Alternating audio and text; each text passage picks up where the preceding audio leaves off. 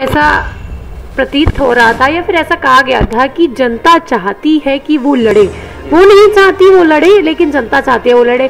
अब इस पे ये सवाल आपसे मैं दागती हूँ कि क्या जनता चाहती है कि आप लड़े, आए मैदान में? देखिए मानसी जी, मैं बताऊंगा, मेरा जिला परिषद का वार्ड था, तिलपत से लेके और चीरसी गांव तक आता था, जिसमें 13 पंचायतें लगभग आती थी और 22 किलोमीटर का सबसे बड़ा वार्ड हुआ था। आप उस गांव में जाके देखें, चाहे जसाना है, चीरसी है, अलीपुर है, सड़ाक है, और चाहे ददसिया गांव है मेरा, आप किसी भी गांव में जो मेरे वार्ड में आते हैं आप जाइए। मैं आपसे कह रहा हूँ, विनती भी करता हूँ कि जाएं और वहाँ पता करें कि मैंने क्या किया क्या नहीं किया।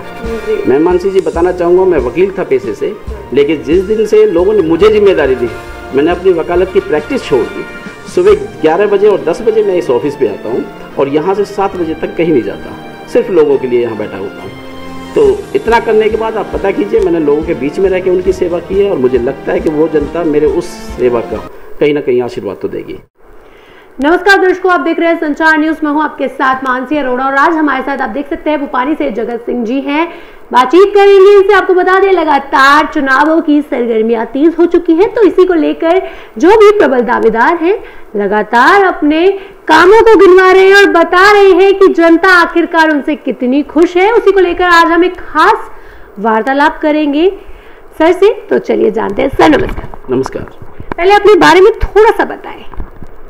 मैं जगत सिंह एडवोकेट जी। फिलहाल मैं जिला परिषद वार्ड नंबर 2 से जिला पार्षद हूँ।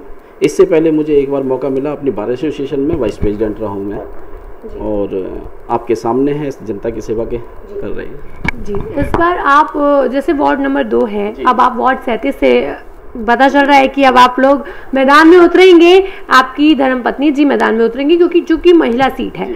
कोई बात नहीं, चलिए जानेंगे कि आपका जो वार्ड नंबर 37 है उसमें कैसे आप आगे की रणनीति बनाकर आगे चलेंगे और कैसे कार्य करेंगे।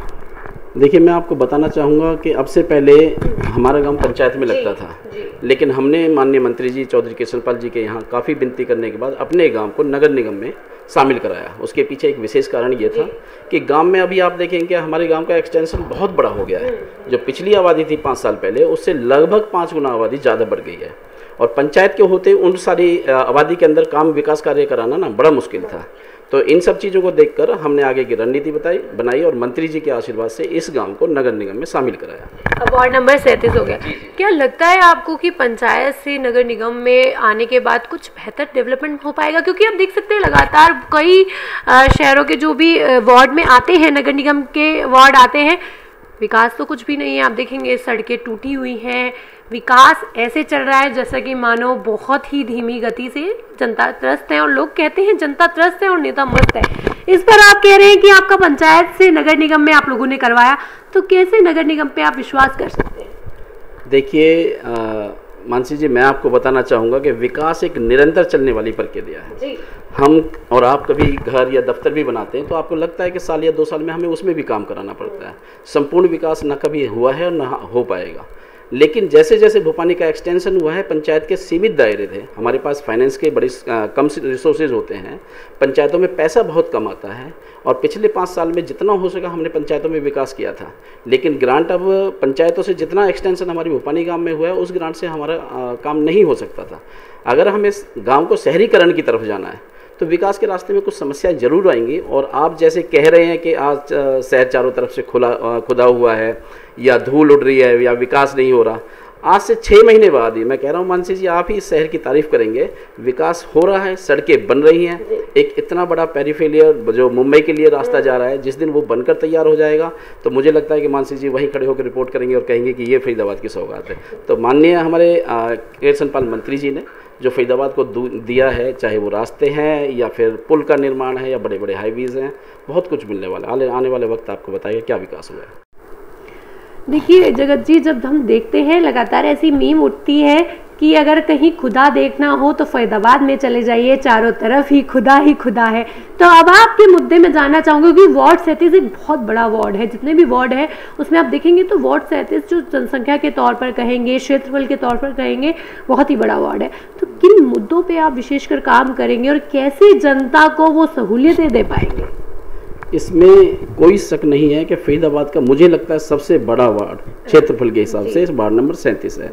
इसमें हमारे बादशाहपुर ढाढ़र से लेके और बड़ौली के सेक्टर 3 पुल तक आता है। लगभग इसमें 12 से 13 पंचायतें शामिल की गई हैं और 10 से 11 सोसाइटियां हैं। लेकिन अब हम अपनी पंचायत को लेकर चलते हैं। यहाँ पर मूलभूत सुविधाओं के लिए हमारा नगर निगम में आना ही बहुत ज़रूरी था। सीवर को हम नहीं करा सकते, अब तक लाल डोरे थे। गांव का एक हमने सिस्टम बनाया हुआ था कि पानी कहीं भी निकल जाता था। लेकिन आबादी बढ़ने के बाद अगर नगर निगम में मूलभूत सुविधाएं प्राप्त नहीं कराई जाएंगी तो इन लोगों का जो यहाँ से अपनी इच्छाएं लेकर यहाँ मकान बनाकर रह रहे हैं अपने परिवार के साथ, इनको हम सुविधा ही नहीं दे पाएंगे। तो और ये सब बिल्कुल बिल्कुल और ये सारी सुविधाएं हम जब करा सकते हैं जब हमारा गाँव नगर निगम में हो। नगर निगम में आने से आपको मूलभूत सुविधाएं प्राप्त होंगी, बिजली की, पानी की। आज यहाँ पर मीटर नहीं लग सकते क्योंकि अनऑथराइज कॉलोनी है। इनमें हम पंचायत और सरपंच के नाते कोई काम नहीं करवा पा सकते थे। तो इन सब सुविधाओं के लिए नगर निगम का होना बहुत ज़रूरी था। तो ये कुछ मुद्दे हैं जो अब आप अपनी जनता को देंगे। चलिए प्रेजेंट की बात करें तो क्या लगता है कि जनता विश्वास जताएगी? क्योंकि अगर हम सामने देखें तो अभी एक पंचायत हुई थी। सबसे पहले तो मैं जानना चाहूंगी, जो अभी भोपानी में एक पंचायत हुई थी, 36 बिरादियों को दावा किया गया था, वहाँ बुलाया गया, क्या आप उसमें थे शामिल? देखिए, मैं उस पंचायत में शामिल नहीं था। उसका विशेष कारण ये था कि मुझे इनवाइट नहीं किया गया। और मैं आपको मानसी जी बताना चाहता हूँ, देखिए कॉल रिकॉर्ड हैं और वो लोग भी बता दें कि किसी ने मुझे फ़ोन किया। वो पंचायत नहीं थी, वो पंचायत अपने लोगों को इकट्ठे करके, पंचायत का काम क्या होता है मैं आपको बताना चाहूँगा कि सामूहिक मुनादी की जाती है। जो कोई भी आना चाहे गांव से, चाहे वो उस मुद्दे से संबंध रखता है या नहीं रखता है, कोई भी आ सकता है और अपनी राय दे सकता है। वो पंचायत ना करके एक जनसभा की थी, किसी के द्वारा की गई है अपने राजनीतिक उद्देश्यों को लेकर, और उसमें उन्हीं की पार्टी के लोग थे। और मैंने तो वहाँ ये सुना था कि 1000 लोग थे, 1200 लोग थे। मुझे लग रहा है आपने कवर किया तो वहाँ 500 से ज़्यादा लोग नहीं थे। और उनको क्या क्या कह के बुलाया था मैं उस मुद्दे पे ही नहीं जाना चाहता, क्योंकि हमारे यहाँ कुछ लोग ऐसे हैं वो डिपो का काम करते हैं। अब के राशन 2 बार मिल रहा है, केंद्र सरकार की योजनाएँ हैं, राज्य सरकार की योजनाएँ हैं। अब उनको क्या कह के बुलाया गया था, लेकिन वहाँ हमारे गाँव से मुझे लगता नहीं है कि, अब देखिए जो प्रेजेंट सरपंच है हमारे गांव के, सरपंच भाटी जी, वो वहाँ नहीं थे। मुझे लोगों ने जिम्मेदारी दे रखी है जिला पार्षद की, मैं वहाँ पर नहीं था।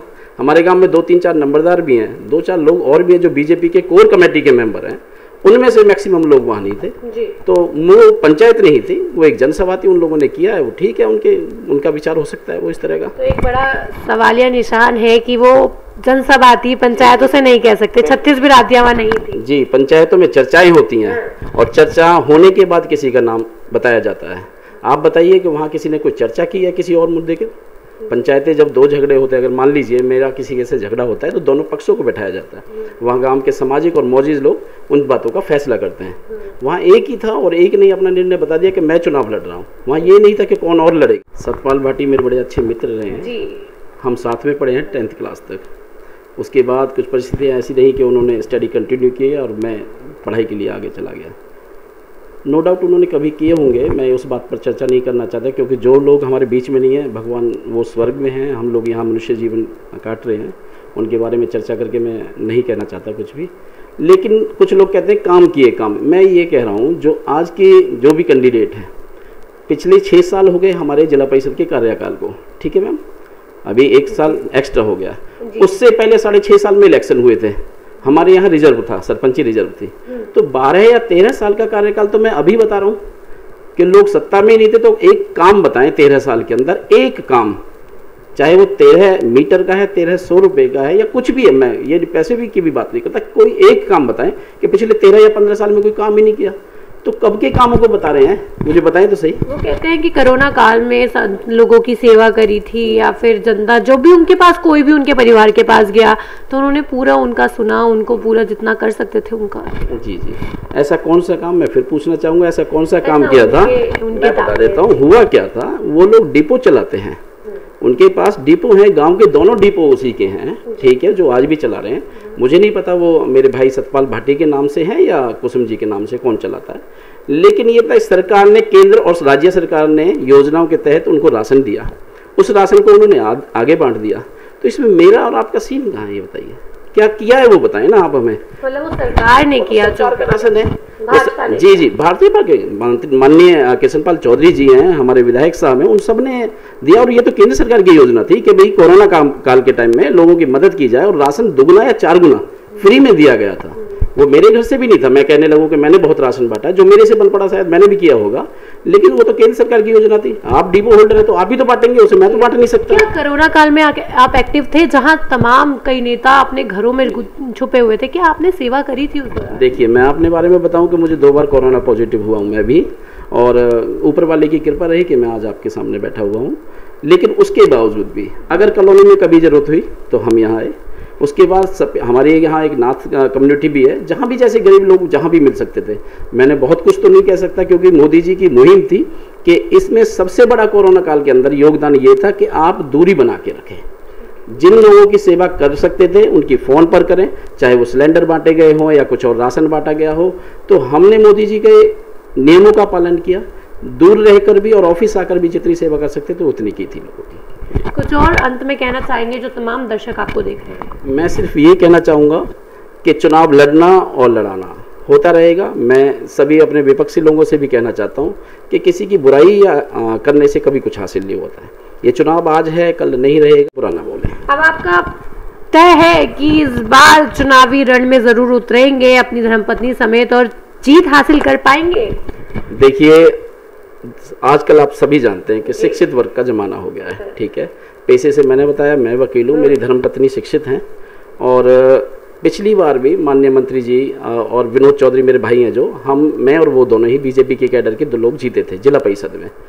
और मंत्री जी के आशीर्वाद से हमें कोई सांत्वना दी गई थी कि भाई ऐसे नहीं ऐसे होगा। तो मुझे तो पूर्ण विश्वास है कि मंत्री जी मेरे पूरे कामों को देखकर, 6 साल का कार्यकाल उन्होंने देखा है, फिर उनके आशीर्वाद से आज जहाँ भी हैं हम वहाँ हैं, और मंत्री जी मुझे टिकट भी देंगे और उनका आशीर्वाद हमेशा मेरे ऊपर बना रहेगा। जी देखिए, अक्सर कहा जाता है कि भारतीय जनता पार्टी कामों को देख कर के ही दोबारा टिकट देती है, तो इस बार की अगर काम की बात करें तो काफ़ी अच्छा कार्यकाल रहा, ऐसा हमने बातचीत करी और लोगों की राय जानी, और साफ तौर पर जगत जी कह रहे हैं एक बार जाएं और सर्वे जरूर करें। तो चलिए एक बार फिर चलेंगे, जरूर गाँव में चलेंगे और जानेंगे इनके वार्ड 37 में कि आखिरकार जनता का क्या मन है।